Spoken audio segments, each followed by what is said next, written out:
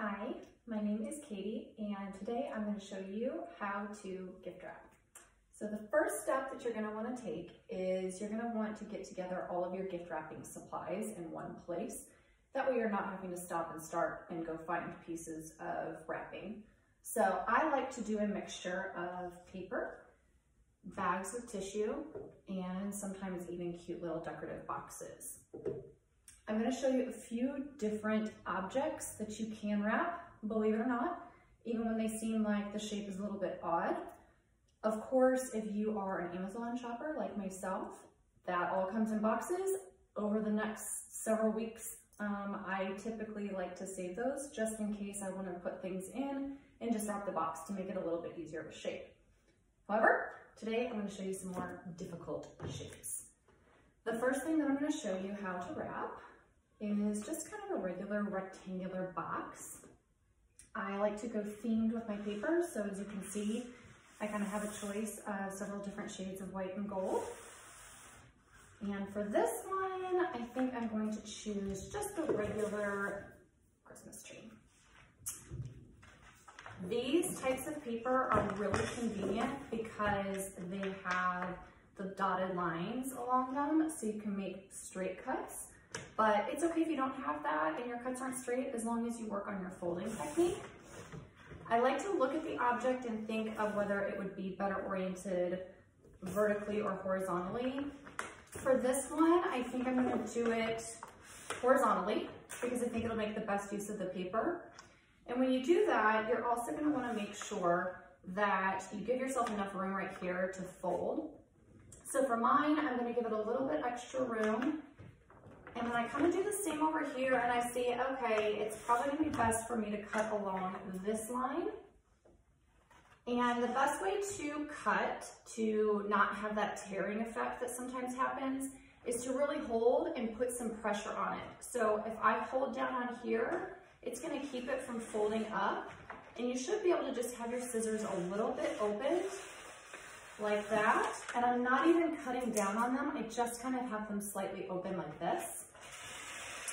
And you just go all the way up and see, because I held that, it didn't get that scrunching ripped effect. I also recommend having some sort of tape holder. It's a little bit easier than having to pick up and tear off of a normal tape dispenser. You don't really need a lot of tape to wrap a present. I like to always say you should be able to do it in 3 pieces of tape. But if you want it a little bit more secure, if you're worried about nosy little kids, then you definitely can put a few extra pieces on.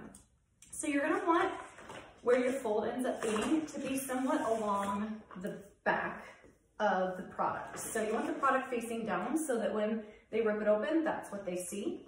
I like to go about 3/4 of the way and just put a little piece of tape right here, not much. Then you're going to flip the other side over. You want to make sure to push, if it's a box or something like this, hold the paper here and push as tight as you can to make sure that you don't have any bubbles. And then as you're folding over, really make sure that that's nice and tight. Again, just a small piece of tape is fine as long as you don't have nosy children.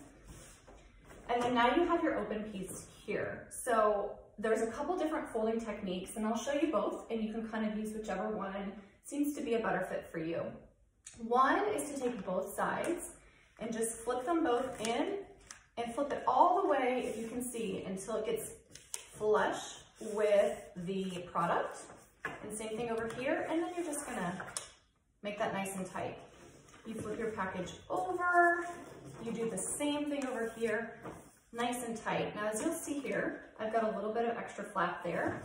You just flip that over and do the same thing on that end. Okay, now my product is face up, so I'm gonna go ahead and flip it back to face down.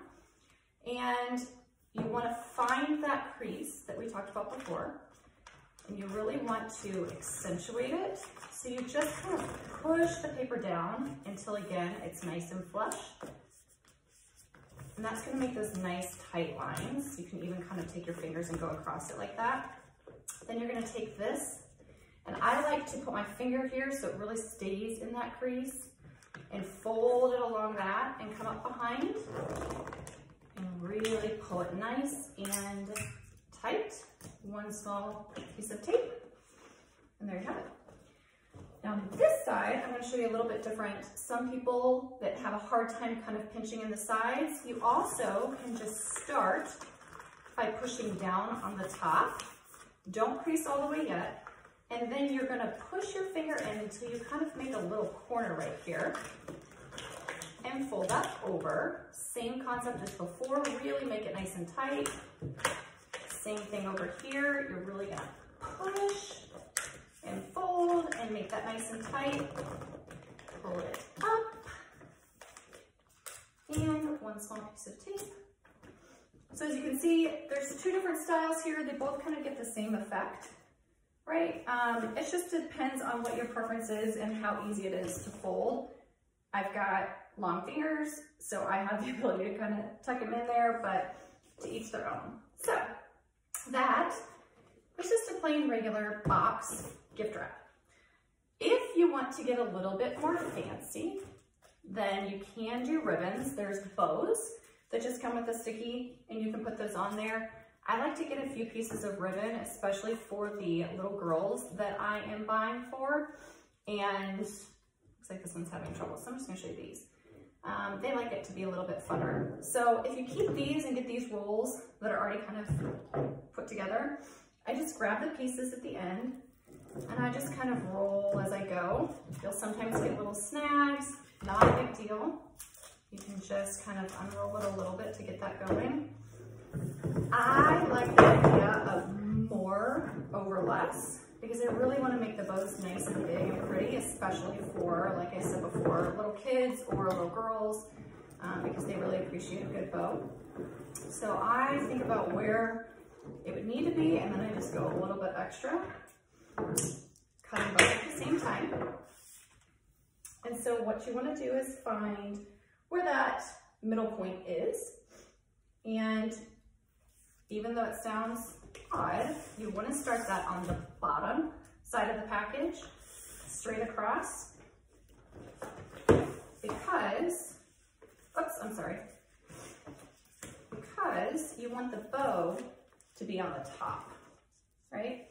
If you want to make it a little bit more like a cross idea, then again, you'll find your middle, and then on that one, you'll start on the top, and you kind of go in the middle, or if you want to go off to the side. And on the back, instead of that being where you tie it, you actually can turn it across itself. Again, make sure it's nice and tight.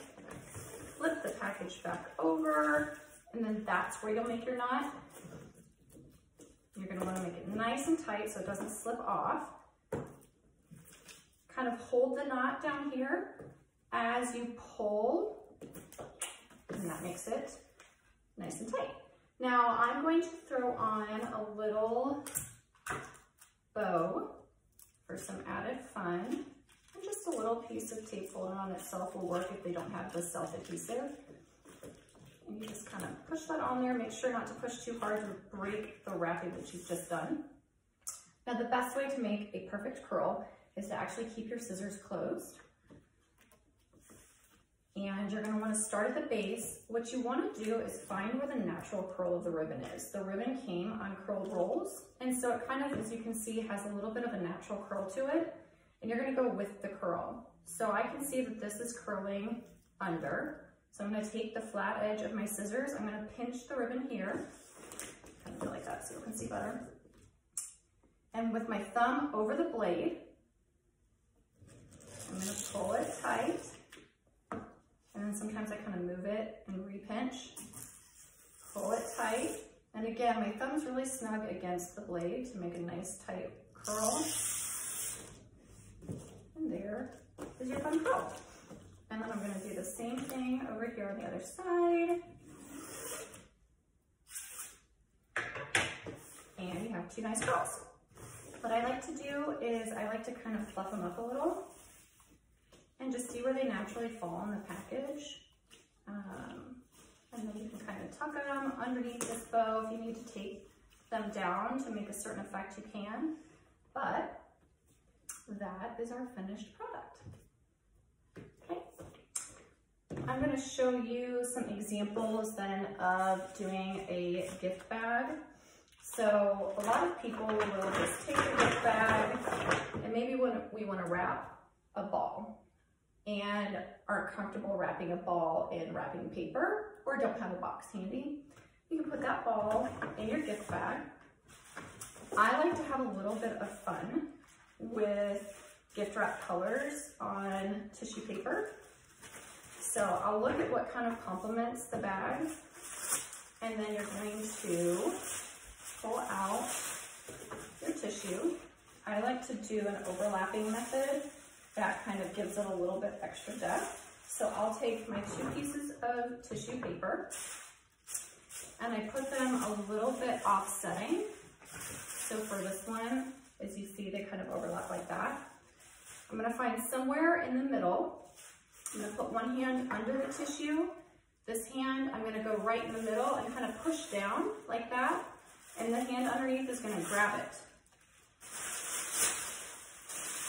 And then we've kind of got a nice little bundle that you can put in there.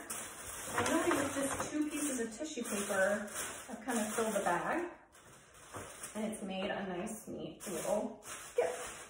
So that's kind of a fun way to do a gift wrap with a bag and tissue paper. I hope that this has been insightful and it's given you some ideas on how to do some pretty and clean and clever gift wrapping for the holiday season. If you have any additional questions, always feel free to ping me and I'll help you out. Thanks, bye.